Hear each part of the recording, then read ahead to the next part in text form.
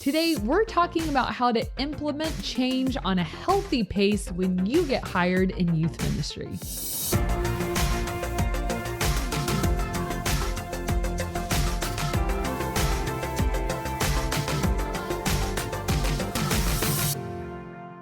Hello and welcome to another episode of the Ministry Coach Podcast, where we give you weekly tips and tactics to help you fast track the growth and health of your youth ministry. My name is Jeff Lascola. This is Kristen Lascola. And today this episode is dedicated for all of you new youth pastors, probably like a new hire, someone who just got hired into your job, and you're kind of in that point where you're like, there's things that I want to change, there's things that I need to change. But when do I make any of these changes? And maybe it's not like I'm a brand new youth pastor for the first time ever. Right. We mean either that or I just got hired at a new church, but I've been a leader and a youth pastor for a while. Right. And the content we're going to talk about is probably more directed at that person who has some experience under their belt. They have some vision and passion and know what they want to do. And they just got hired at a new church. For whatever reason, they moved, they got transferred, I don't know. But we're going to talk about how to navigate the existing culture. Exactly. And how change intercepts and when it intersects. That's football. I Too know. much football for you. We've been watching a lot of football lately. Intersects with that. Yeah. So before we get started, I guess my disclaimer statement is, honestly, I wouldn't change anything significant in the first 6 months. Okay. And I think the term significant is kind of relative, because what is significant to you might not be significant to me. So I think it's a little bit of a slippery term that we need to be careful of. But we're going to talk real quick about 3 warnings, youth pastor traps to avoid, because I've seen it done a lot of times. I think these are the most tempting things to change when you come in, because you want to make a mark. You want it to be your own, and you want to signal a fresh season. Right. And youth pastors love to come in and change the name. Good job. You did you read my notes? Or No, did you know that? I never read your notes. I like to go in fresh. No, that just seems like the most obvious thing, because that's the first stop of identity is the name. And I'm not saying you can never change the name ever, but don't make that as my first act of youth pastor. I shall change the name to reflect the change of leadership. And I've even had pastors that come in and they have a whole biblical reason around it, and they'll call it something biblical to signal God is doing a new thing. So cool. Just not right away. So give it some time. Put that in your back pocket, save it for another time. I'm not saying you don't have jurisdiction over the name of your own youth group. You totally do. But we're going to talk all about the art of timing here. So don't change the name right away, because now you're stealing an identity right from out under out from under people that you don't know and that don't know you, and you have no skin in the game yet. All right. That's trap number 1. Trap number 2. Don't change That's all I got was the name. I thought you were smart. I was really excited. I'm not the brightest bulb in the chandelier, let me tell you. Don't change the logo. Okay. Yeah, because I think you're all we need a new look. Yeah. We need fresh. And maybe you do. Maybe you have a stupid logo and you need to change it. Again, patience, Iago. Patience, okay? You put that in your back pocket for later, but nothing within the first 6 months. And that's, I think, even being a little generous. 6 months is a short amount of time, but I know there's some racehorses out there that really are excited for change. So I figure 6 months is reasonable for those people that are very excited to come in with change, but it could be a little longer. Yeah. And number 3, trap, and I don't see this one as often, but I think it's worth mentioning. Don't fall into the trap of changing times, days, and locations of already existing programs. Okay.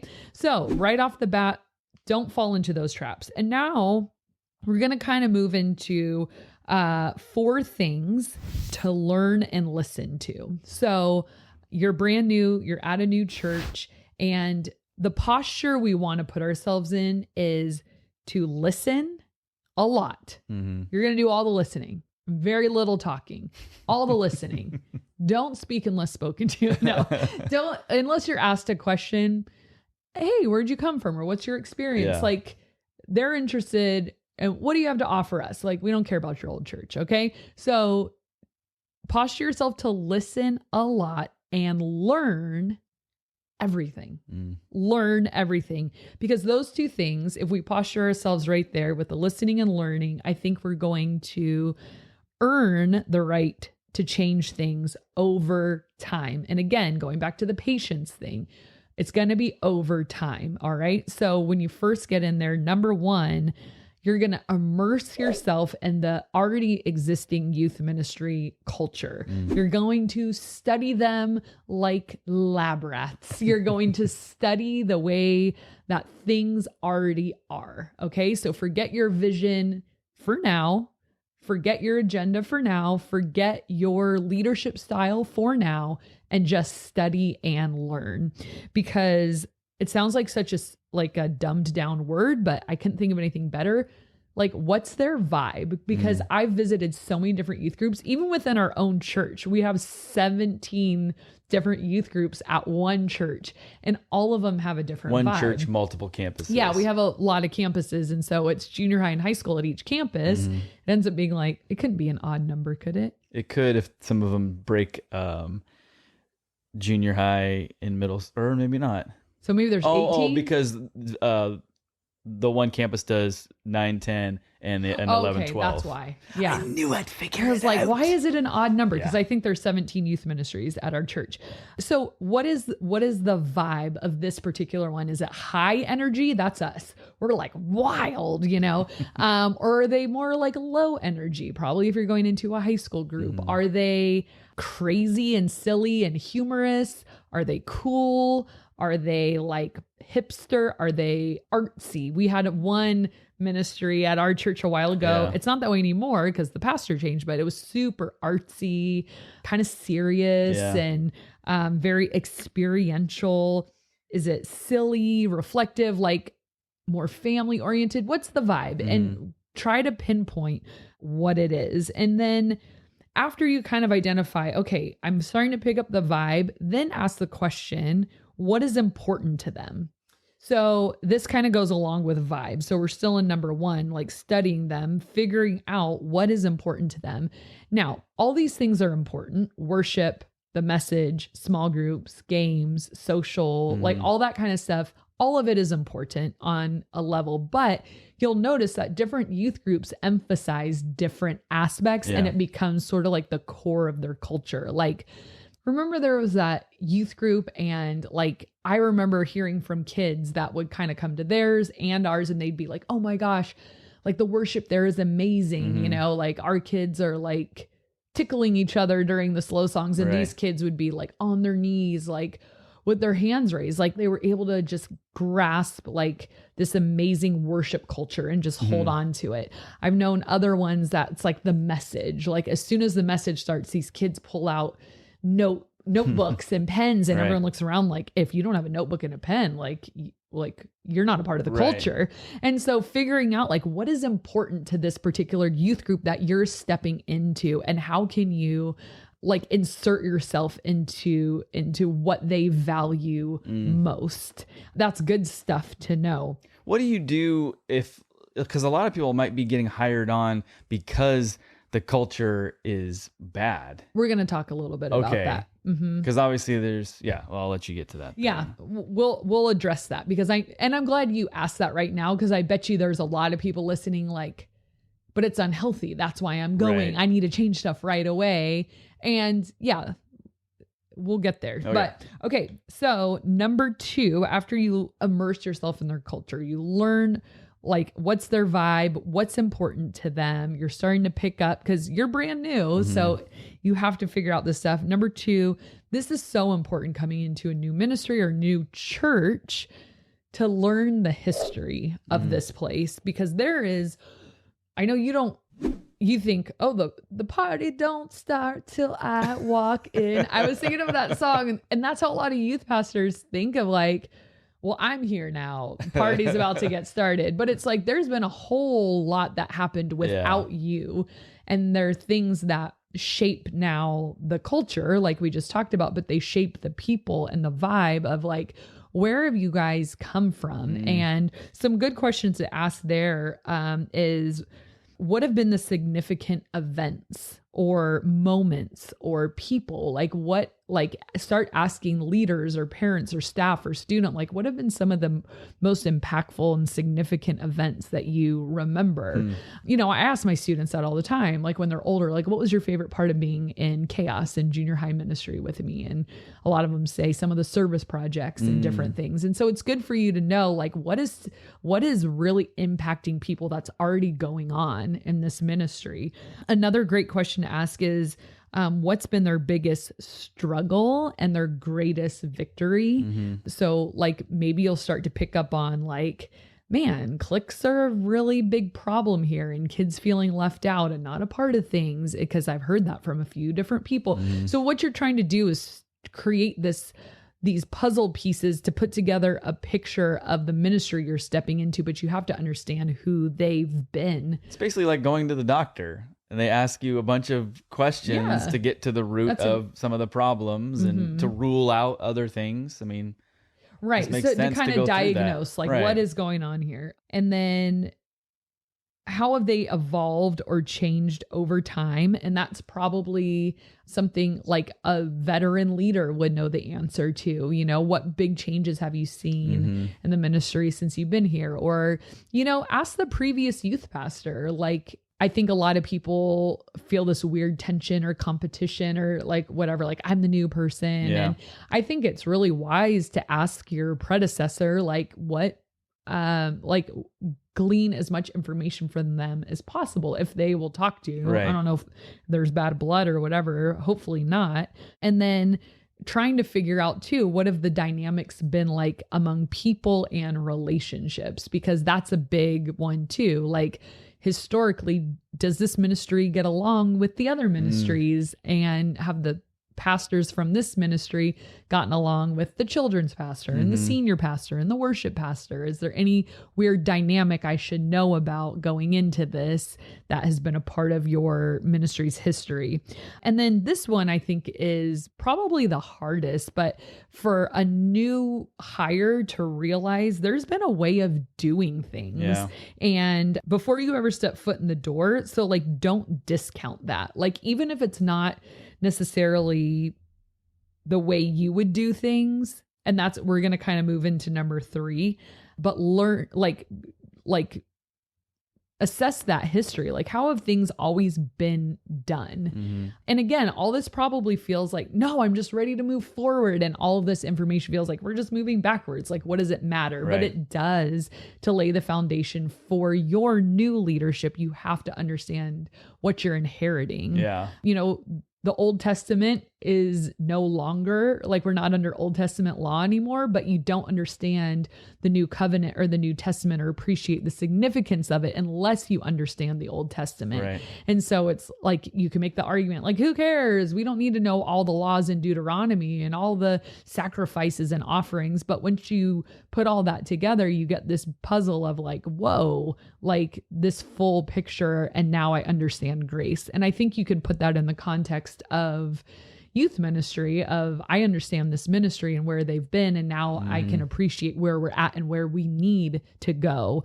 So your vision may be great, but it could also be based on assumptions that you have coming into this new place that are unfounded until you really start talking to people, investigating and studying this new culture for at least 6 months, and then maybe readjusting your vision to fit that.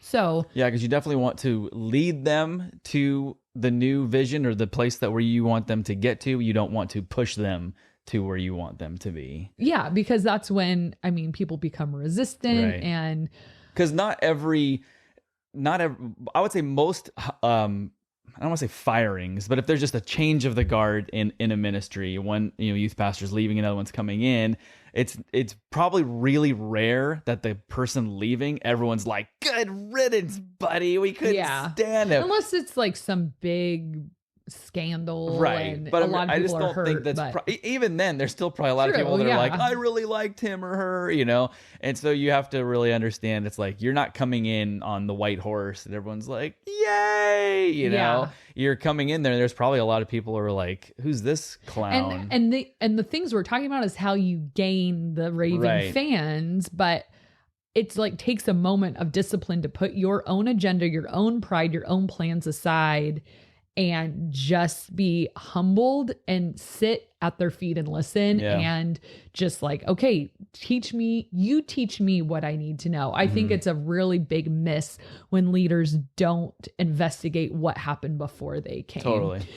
So that kind of moves us into number 3 of learning their systems, and you adapt to the already existing systems for the time being. Now, you might come into a system of how volunteers are on board and you're like, this is horrendous. This has got to change. I have such a better way. Probably true. You probably do have a better way for a lot of things, but you can't change a system from the inside out until you have fully engaged with the system and have worked alongside people in that system. And now you have a picture of how you can change it. And then you earn the right to be heard and earn the right, like, let's do this together. You and I both know this system. We've worked together in it. Now let's look at a better way. And you kind of earn more rights, because just because you hate it doesn't mean other people do. Like maybe you're a technology person and they're not, or vice versa. Like there could be things that are not your ideal way of working that work really well for them. So meet them where they're at first. I think it's the job of the person coming in to adapt to the already existing systems for a time, because that's part of the history as well. That current climate, you have to adapt to that first. So what are the inner workings of that? And then identifying who are the influential people within that. So, and then number 4, this is kind of like where you were talking about. If you're going to make changes, identify where are people begging for change. So I think that is the scent to follow. So if you come into a staff and they're like, oh my gosh, the way we do expense reports is killing us and we hate it. And they're, nope, I'm going to learn your system and I'm going to meet you where you're at. I can't change anything for 6 months. No.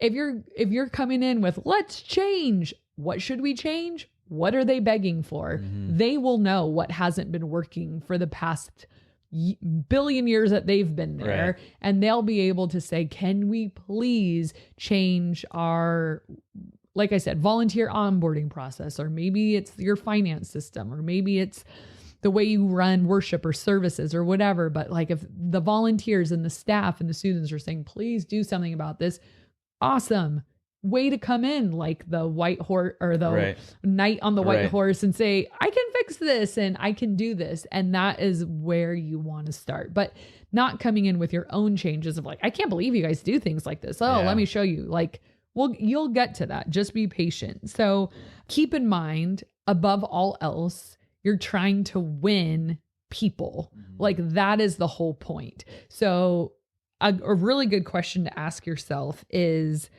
are you a process over people kind of leader, or a people over process kind of leader? And what I mean by that is some leaders have such a strong vision and such a strong plan that the plan will be executed at all costs.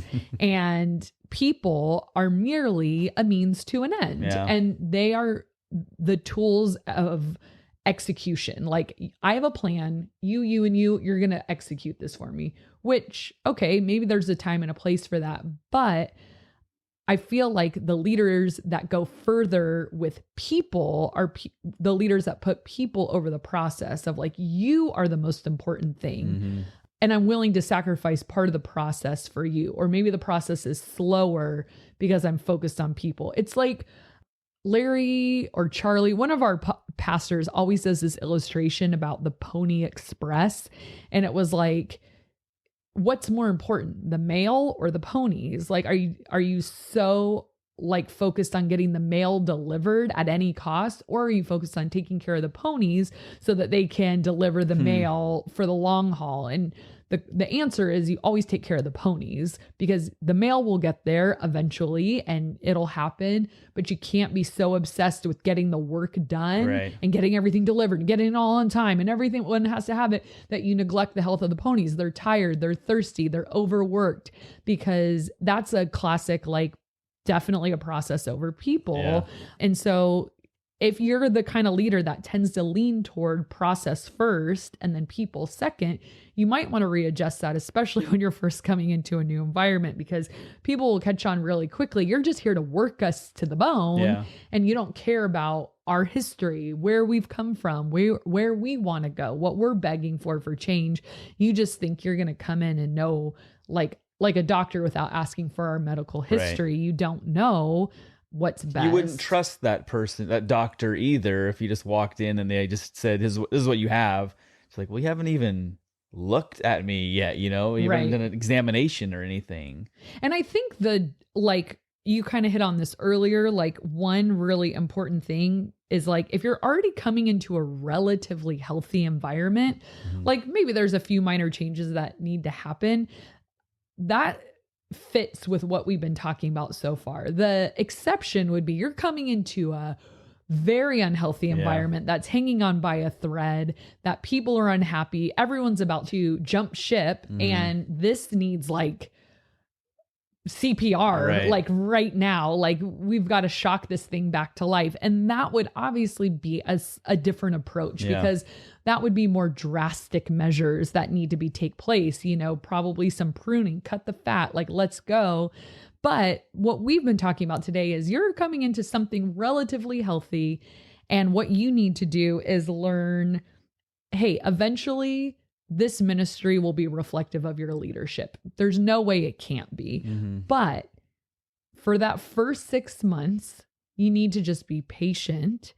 And instead of being so quick and busy to execute your vision on the people, absorb their culture, absorb who they are, absorb what they want, learn and listen, and then tweak your vision to fit that. So it's like, it's that patience thing. So, when I first came to our campus, there was already an existing staff. I was really young. I didn't do all of this stuff, but what I knew I needed to do was invest in the staff. We would go out to dinner. I'd try to get to know every single person really, really well. And I didn't know all these 4 points, but I did know people matter. And I knew enough at 21 years old, like, okay, people matter. So I guess that's where I should start, of getting to know these leaders really, really well and showing them I'm here for you. Like, what do you guys want? And I even remember asking the students, like, let's make this youth ministry what you want it to be. Like, what do you guys like about it? What do you want to see different? Like, if you had your dream youth group, what parts would stay? What parts would go? What parts would you add? And just really, and we were really small, so we could have that conversation with the whole group all at once, but it's just like, listen, and people love to share their opinion, share their experience, share their assessment of what's going on. And so just consider yourself a researcher for quite a while, because we're here for the long haul. So 6 months is going to be a drop in the bucket for your youth ministry career. So might as well take the time to win over as many people as you can, because they're the ones you're going to be linked arm in arm with to do this ministry. And if they're on your side, there's no limit to what you can do. Yeah.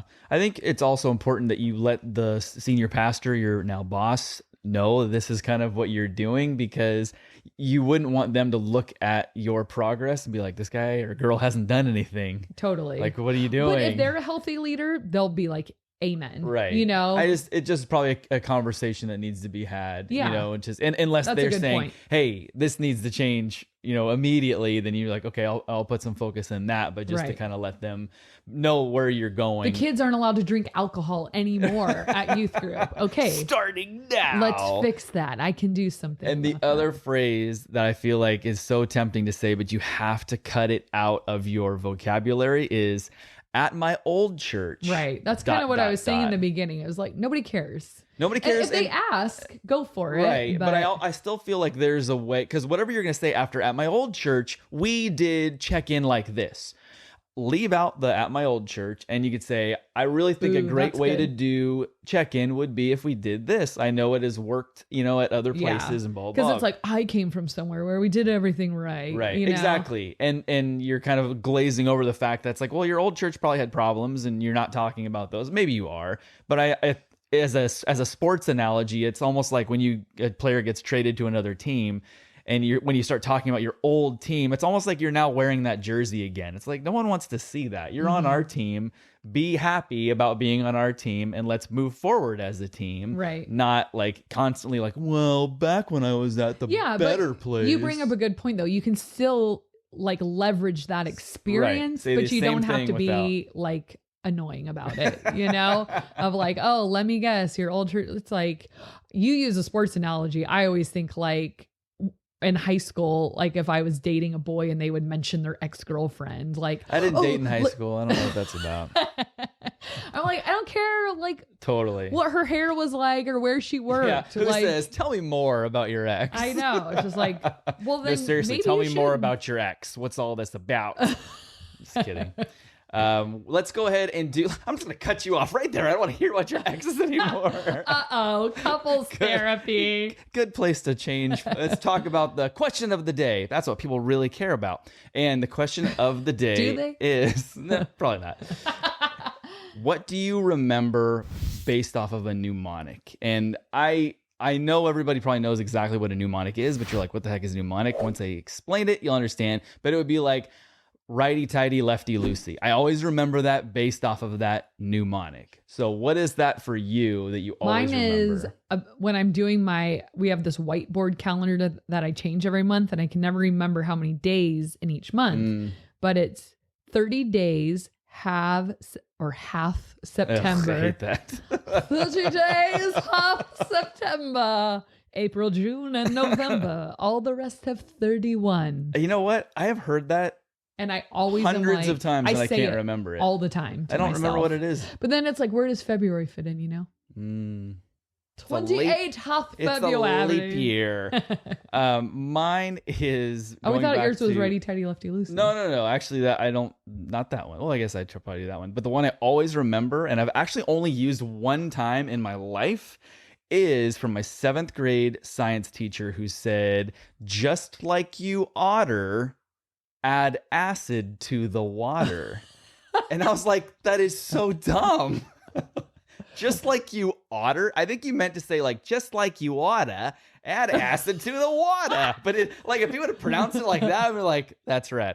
But I'm like, just like you otter. And I remember thinking that is like the lamest phrase ever. And otter. To this day, thank you, Mr. Meyer, I remember that you add acid to water. And one time, why? Because it'll can combust and bad things can happen. I just know that when I was doing something with our pool, I had to add, and I was like, wait a minute, it's acid to the water, not water to the acid. Yeah. Oh, gotcha. Yeah. So is please excuse my dear Aunt Sally a mnemonic also? Parentheses exponents. I believe multiple. so. Okay, I use that one. I do. I don't ever remember learning that. I know that I've heard that. Yeah, I don't ever. Never learned that. Please excuse me, Aunt Sally. My very educated mother just served us 9 pies or pizzas.